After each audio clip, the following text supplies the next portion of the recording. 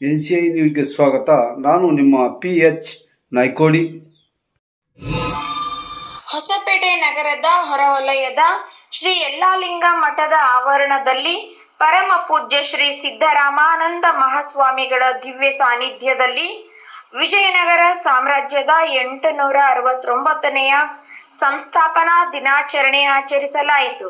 ಶ್ರೀ ಲಿಂಗಬೀರದೇವರು ಇದ್ದರು. ಹೊಸಪೇಟೆ, ಕಂಪ್ಲಿ, ಗಂಗಾವತಿ, ಕೊಪ್ಪಳ, ಕೊಟ್ಟೂರು, ಹಗರಿಬೊಮ್ಮನಹಳ್ಳಿ ತಾಲೂಕುಗಳ ಸಮಾಜದ ಮುಖಂಡರು ಭಾಗವಹಿಸಿದ್ದರು. ಅಂತ ಓಣಿಯಲ್ಲಿ ಆಕ್ರಮಣ ಕೊಡ್ತಾ ಐತೆ. ಯಾವ ಹೆಣ್ಮಗಳು ಸುಮಂಗಲೆಯಾಗಿ ನಡೆದು ಬರ್ತಾ ಇದ್ಲು, ಆ ಹೆಣ್ಮಗಳು ಅತ್ಯಾಚಾರಕ್ಕೆ ಒಳಗಾಗಿ ಅಬಲೆಯಾಗಿ ಚೀರಾಟ ಮಾಡ್ತಾ ಇದ್ದಾಳೆ. ಇಂಥ ಒಂದು ನೋಡ್ಕೊಂಡು ನೀನು ಸಿಂಹದಂತಹ ರಾಜನಾದಂತ ನೀನು ನಾಯಿಯ ರೀತಿಯಲ್ಲಿ ಇರೋದು ಯೋಗ್ಯ ಅಲ್ಲ. ಇದೇ ಭಾಷೆಯನ್ನು ಬಳಸ್ತಾರೆ. ಸಿಂಹದಂತ ಮನುಷ್ಯ ನಾಯಿ ರೀತಿಯಲ್ಲಿ ಕುಂತ್ರೆ ಹೆಂಗ್ ಪ್ರಯೋಜನ ಅಂತ ಹೇಳಿ ಆ ಒಂದು ಮಾತಿಗೆ ಪ್ರೇರಣೆಯನ್ನ ಪಡೆದಂತಹ ಬುಕ್ಕರಾಯ ಇರಲಿ, ಕಂಪಣ್ಣ ಒಡೆಯರಿರಲಿ, ಕಂಪಣ್ಣ ರಾಯ ಇರಲಿ, ಆ ಭಾಗದಲ್ಲಿ ತಮಿಳುನಾಡು ಭಾಗದಲ್ಲಿ ಹೋರಾಟವನ್ನು ಮಾಡ್ತಾರೆ.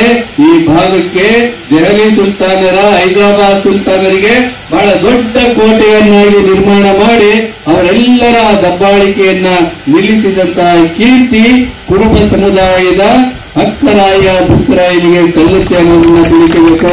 ಇರಲಿಲ್ಲ ಅಂತಂದ್ರೆ ಈ ಭಾಗದಲ್ಲಿ ಸಾಂಸ್ಕೃತಿಕ ದಬ್ಬಾಳಿಕೆ ಸುಮಾರು 300 ವರ್ಷಗಳಿಂದನೇ ಆಗ್ತಿತ್ತು. ಈ ಬಹುಶಃ ಮಲ್ಪನಗುಡಿಯಲ್ಲಿ ಇವತ್ತು ಯಾವ ಜನಸಂಖ್ಯೆ ಹೆಚ್ಚಾಗ್ತಿದ್ದೋ ಗೊತ್ತಿಲ್ಲ. ಹೊಸಪೇಟೆ ಭಾಗದಲ್ಲಿ ಯಾವ ಜನಸಂಖ್ಯೆ ಆಗ್ತಿದ್ದೋ ಗೊತ್ತಿಲ್ಲ. ಹೆಚ್ಚು ಕರ್ನಾಟಕದಲ್ಲಿ ಈಗಾಗಲೇ ಜಾತಿ ಗಣತಿ ನೀವೆಲ್ಲವೂ ಮಾಡಿದ್ವಿ. ಜಾತಿ ಗಣತಿಯಲ್ಲೇ ನಿಮ್ಮ ಸ್ಥಿತಿ ಹೆಂಗೈತೆ? ನಾವು ಮನೆ ಕುಂತಿದ್ದೀವಿ, ನಾವು ಕುರುಬರು, ನಾವು ಅಂತ ಸಮಾಜ ಇಂಥ ಸಮಾಜ ಅಂತ ಹೇಳಿ ಹಿಂದುಳಿದ ವರ್ಗದ ಸಣ್ಣ ಸಮುದಾಯಗಳು ಮನೆಯಲ್ಲೇ ಕುಂತು ಗರ್ವ ಪಡ್ತಾ ಇದ್ದೀವಿ. ನಾವು 1 ಎಕರೆ ಆಸ್ತಿಗೆ, 1-2-3 ಎಕರೆ ಆಸ್ತಿಗೆ, ಒಂದು ಮನೆಗೆ ಬೇರೆ ಬೇರೆ ಎಲ್ಲ ರಿಪೋರ್ಟ್ ಹೇಳುತ್ತೆ ನೀವು ಏನೇನೂ ಇಲ್ಲ ಅಂತ ರಿಪೋರ್ಟ್ ಹೇಳ್ತೈತೆ. ಹಾಗಾದ್ರೆ ನಾವು 40-50 ವರ್ಷಗಳ ಸ್ವಾತಂತ್ರ್ಯ ನಂತರ ಬಂದಂತಹ ಸಂದರ್ಭದಲ್ಲಿ ನಮ್ಮನ್ನ ನಾವು ಹೆಂಗೆ ಅಭಿವೃದ್ಧಿ ಪಡಿಸ್ಕೊಂಡಿದ್ದೀವಿ, ನಮ್ಮನ್ನ ಆಳುವಂತಹ ನಾಯಕರನ್ನ ನಾವು ಎಷ್ಟು ಮಟ್ಟಿಗೆ ಪ್ರಯೋಜನ ಪಡ್ಕೊಂಡಿದ್ದೀವಿ, ಅವರು ನಮ್ಮಿಂದ ಲಾಭ ಪಡ್ಕೊಂಡ್ರು ಅಥವಾ ನಮಗೆ ಅವರು ಲಾಭವಾಗಿ ಇದ್ದರು ಅನ್ನೋದನ್ನ ಇಡೀ ಸಮುದಾಯ ಯೋಚನೆ ಮಾಡಬೇಕು. ಅಭಿಮಾನ ಬೇಕು, ಜೊತೆಗೆ ಕೆಲಸ ಕಾರ್ಯಗಳನ್ನು ಸಹಿತ ನಾವು ತಗೋಬೇಕಾಗಿದೆ. ಈ ಹಿನ್ನೆಲೆಯಲ್ಲಿ ಶ್ರೀಮಂತ ಸಾಮ್ರಾಜ್ಯ, ನಾನು ಹೇಳ್ತೀನಲ್ಲ, ಕನಕದಾಸರನ್ನು ಸಹಿತ ಮಾಂಡಲಿಕ ಅರಸರಾಗಿದೆ ಅವರ ಒಂದು ಇದರಲ್ಲಿ 15ನೇ ಶತಮಾನದಲ್ಲಿ. ಇಂತಹ ಸಾಮ್ರಾಜ್ಯವನ್ನ ನೆನಪು ಮಾಡ್ಕೋಬೇಕು. ಯೇಸು ಕ್ರಿಶ್ಚಿಯನ್ ಜನಗಳಿಗೆ ಯಾರು ಸ್ವಾಭಿಮಾನ, ಯಾರು ಗೌರವ ಅಂದ್ರೆ ಕ್ರಿಸ್ತನೇ ಗೌರವ. ಕ್ರಿಸ್ತನನ್ನ ಬಿಟ್ಟು ಅವರು ಮತ್ತೊಂದು ಹೆಸರಲ್ಲಿ ಹೇಳೋದಿಲ್ಲ.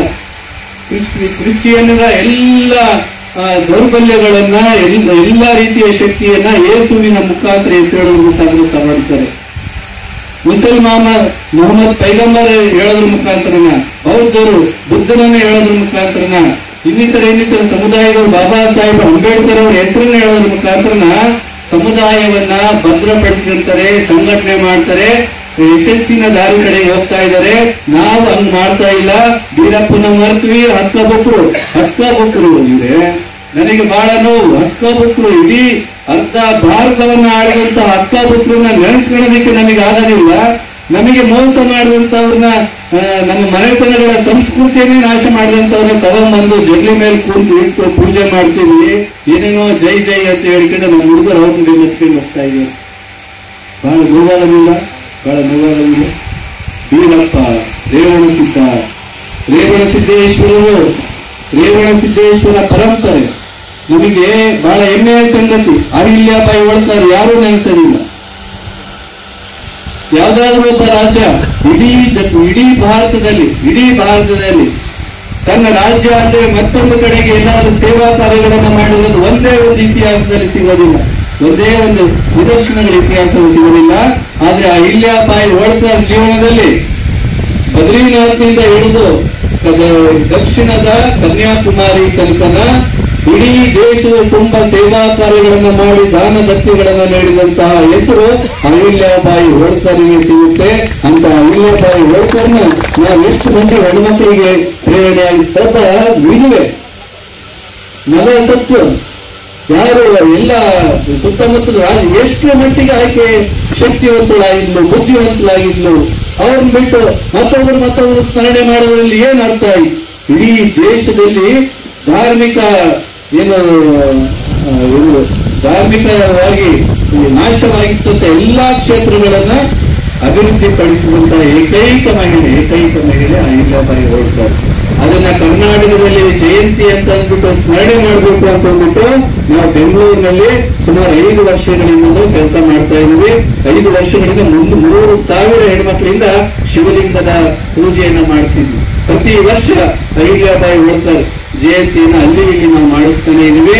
ಅದೇ ರೀತಿಯಲ್ಲಿ ಹಕ್ಕಬುಕ್ಕರ ಇತಿಹಾಸ ಮರಿಬಾರ್ದು, ಪ್ರೇರಣೆ ಪಡಿಬೇಕು ನಮ್ಮ ಹುಡುಗರು, ನಮ್ಮ ಮನೆತನದವರು ಅಂತ ಹೇಳಿ ನಾನು ಇಲ್ಲಿ ಹಂಪಿಯಲ್ಲಿ ಮಾಡಬೇಕು ಅಂತ ಅವಾಗ ಸಿದ್ದನಗೌಡರು ಹಾಲಪ್ಪನವ್ರಿಗೆ ಹೇಳಿದಾಗ ಇವರೆಲ್ಲರೂ ಸೇರ್ಕೊಂಡು ಸುಮಾರು 2015ರಲ್ಲಿ ಬಹಳ ದೊಡ್ಡ ಪ್ರಮಾಣದಲ್ಲಿ ಅಲ್ಲಿ ಮಾಡಿದ್ರು. ನಂತರ ಮಾಡೋದಕ್ಕೆ ಆಗಿಲ್ಲ. ಕಾರಣ ಎಲೆಕ್ಷನ್ಗಳು. ನಾನು 1-2 ವರ್ಷ ಅದೇ ಸಂದರ್ಭದಲ್ಲಿ ಆಪರೇಷನ್ ಆಸ್ಪತ್ರೆಗಳಲ್ಲಿ ಸೇರಿದ್ದು, ಸಾಂಕೇತಿಕ ಅಲ್ಲಿ ಇಲ್ಲಿ ಮಾಡಿದ್ದು. ಹಂಪಿಯಲ್ಲೇ ಹಾಲು ಮತ ಧರ್ಮದವರು ಮಾಡೋದು ಇರೋಷ್ಟು ಶಕ್ತಿ ಬೆಂಗಳೂರಂತ ನಗರದಲ್ಲಿ ಮಾಡಿದ್ರು ಉಪಯೋಗಿಲ್ಲ. ಕಾರಣ ಹಂಪಿ ನಮ್ಮ ತವರು. ಹಂಪಿ ಇಲ್ಲಿ ಈ ವಿಜಯನಗರ ಏನೈತಲ್ಲ, ಹಂಪಿ ಇದು ಸಾಂಸ್ಕೃತಿಕ ಸಾಮಾಜಿಕ ಕುರುಬರಿಗೆ ಶಕ್ತಿ ಕೇಂದ್ರ. ವಿಜಯಪುರ ಧಾರ್ಮಿಕ ಹೆಡ್ ಕ್ವಾರ್ಟರ್ ಇದ್ದಂಗೆ ಕುರುಬರಿಗೆ ಅಲ್ಲೇ ರೇವಣಸಿದ್ದ ಬೀರದೇವರ ಅನ್ನಿಸ್ತಿದ್ದರ ಪರಂಪರೆ ಸಿಗೋದು ವಿಜಯಪುರದಲ್ಲಿ, ಇಲ್ಲಿ ಸಿಗೋದು ವಿಜಯನಗರ ಸಾಮ್ರಾಜ್ಯದಲ್ಲಿ ವಿಜಯನಗರದಲ್ಲಿ ಸಿಗೋದು ಕುರುಬರಿಗೆ ಹೆಮ್ಮೆ ಪಡುವಂತಹ ಶಕ್ತಿ ಕೊಡುವಂತಹ ಒಂದು ವಿಜಯನಗರ ಸಾಮ್ರಾಜ್ಯದ ಸ್ಥಾಪನೆಯಾದಂತಹ ಇದು ವಿಷಯ. ಇನ್ನು ಮೇಲೆ ಇಂತಹ ವಿಜಯನಗರದಲ್ಲಿ ನಾನು ಬೇರೆ ತಾಲೂಕಿನಲ್ಲಿ ಮಾಡಿದ್ರೆ 1000 ಜನ ಬರ್ತಾರೆ. ಇಲ್ಲಿ ಮಾಡಬೇಕು ಅಂತ ಅಂದಾಗ ಬೀರದೇವರ ರೂಪವಾದಂತಹ ಹಂಪಿಯ ವಿರೂಪಾಕ್ಷನ ಸನ್ನಿಧಿಯಲ್ಲಿ ಶರಣೆಂದು ವಿಜಯನಗರ ಸ್ಥಾಪನೆಗೆ ಪ್ರೇರಣೆಯಾದಂತಹ ರೇವಣಸಿದ್ದೇಶ್ವರರನ್ನ,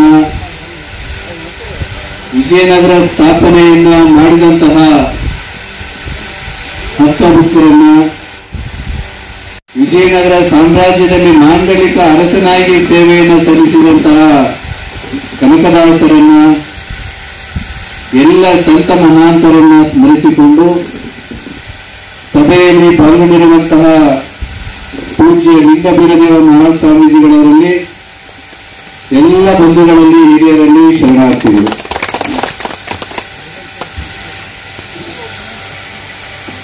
ಸುಮಾರು 310 ವರ್ಷಗಳ ಕಾಲ ವಿಜಯನಗರ ಸಾಮ್ರಾಜ್ಯ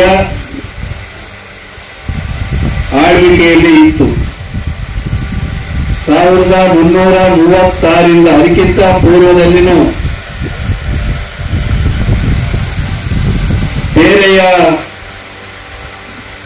ಸಂಸ್ಥಾನದ ಅಂಗ ರಾಜ್ಯವಾಗಿದ್ದಂತಹ ವಿಜಯನಗರ ಹಕ್ಕಬುಕ್ಕರಿಂದ ಸ್ವತಂತ್ರ ರಾಜ್ಯ ಅಂತಂದ್ಬಿಟ್ಟು ಘೋಷಣೆಯಾಗಿದ್ದು 1336ರಲ್ಲಿ.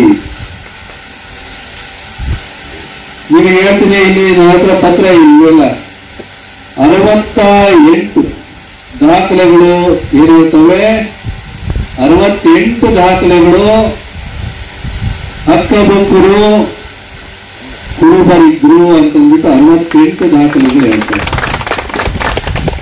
ಇವು ಕೇವಲ ಕರ್ನಾಟಕದಲ್ಲಿ ಇರುವಂತಹ ದಾಖಲೆಗಳು.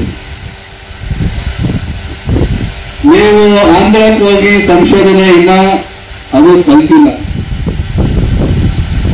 ತಮಿಳುನಾಡಿನಲ್ಲಿ, ಆಂಧ್ರದಲ್ಲಿ, ಕೇರಳದಲ್ಲಿ, ಗೋವಾದಲ್ಲಿ, ಕರ್ನಾಟಕದಲ್ಲಿ ಎಷ್ಟು ರಾಜ್ಯ ಅಲ್ವೋ ಕರ್ನಾಟಕ, ಗೋವಾ, ಆಂಧ್ರ, ತಮಿಳುನಾಡು, ಕೇರಳ, ಇವಾಗ ತೆಲಂಗಾಣ ಅಂತಂದ್ಬಿಟ್ಟು ಮತ್ತೆ ಆಗಿದೆ.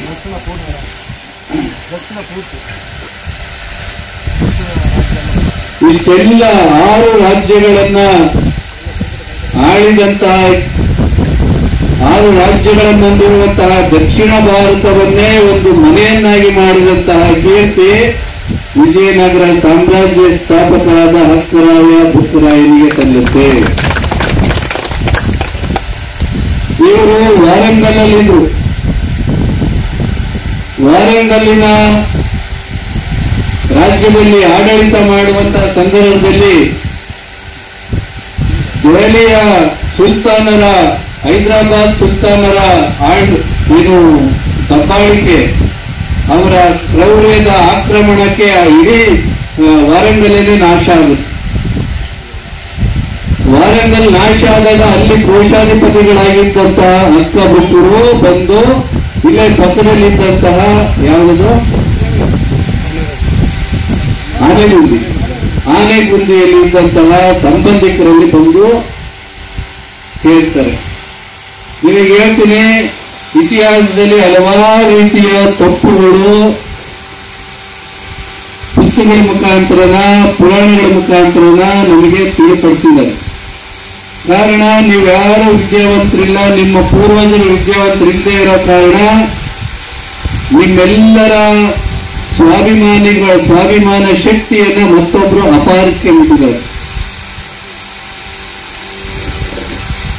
ಅದರಲ್ಲಿ ಹಕ್ಕಬುಕ್ಕರು ಒಬ್ರು.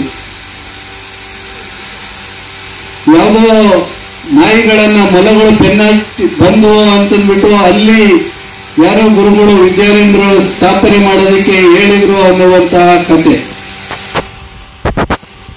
ಆದ್ರೆ ದಾಖಲೆಗಳು, ಇತಿಹಾಸ ಏನ್ ಹೇಳ್ತವೆ ಅಂತಂದ್ರೆ, ಕೆಲವು ಪುರಾಣಗಳು ಏನ್ ಹೇಳ್ತವೆ ಅಂದ್ರೆ, ಹಕ್ಕಬುಕ್ಕರಿಗೆ ಗುರುಗಳಾಗಿದ್ದಂತಹ ಕ್ರಿಯಾ ಶಕ್ತಿ